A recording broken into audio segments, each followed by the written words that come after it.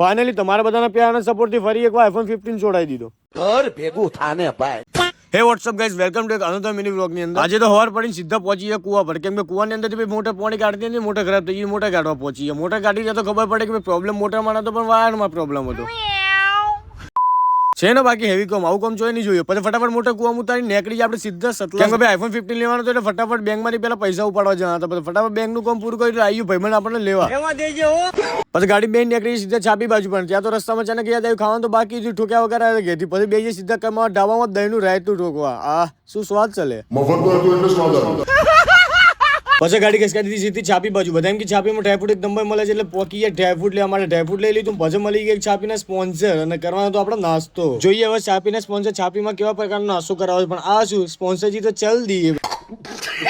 ના ભાઈ sponsor complete આ તો નાસ્તાનો ઓર્ડર આપવા છે પણ આપણને થોડી ભૂલ પડી. ચલો આપણે ફટાફટ નાસ્તો કરી લઈએ. તમે હજુ ફોલો ના કરે તો ફોલો કરીને તમારા છાપીના કોઈ સારા એવા સ્પોન્સર હોય તો એમને ટેગ કરી નાખજો. Thank you guys.